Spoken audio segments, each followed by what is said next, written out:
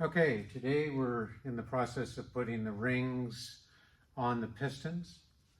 I'm on the last one here.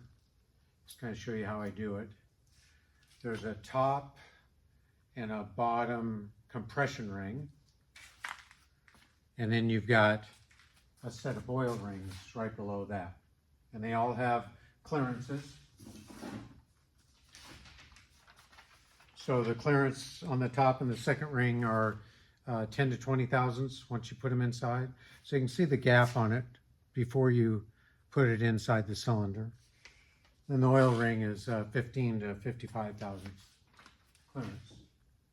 But you just compress it a little bit, stick it inside the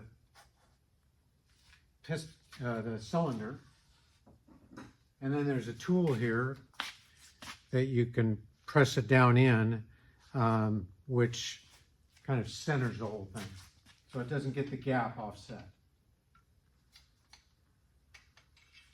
So there we go.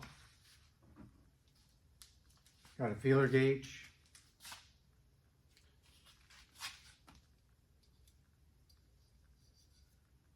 There's a 12 thousandths. Which is pretty loose.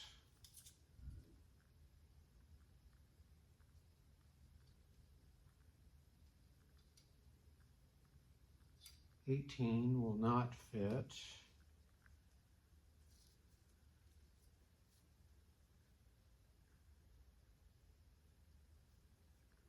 So we'll go with 15 and see what that looks like.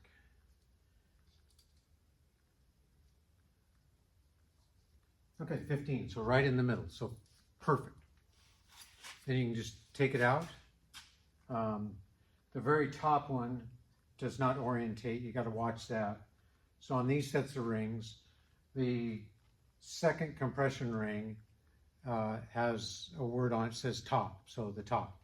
And then the center of the oil ring has to be going upward. So just look at the instructions when you do that. Pretty easy to slide on.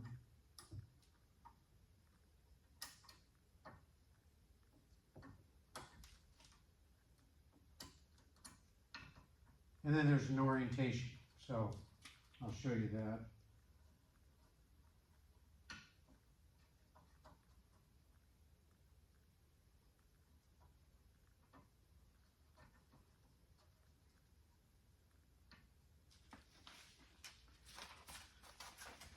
So you can kind of see here that I put in the oil ring at the very bottom.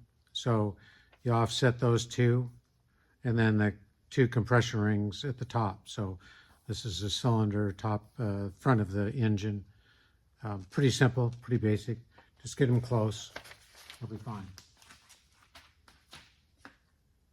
And I'll double check it before, because they move around pretty easy. But I'll double check it before I put it in the engine. So the next video will have it where I'm putting these pistons into the cylinders and connecting the connecting rods to the crank.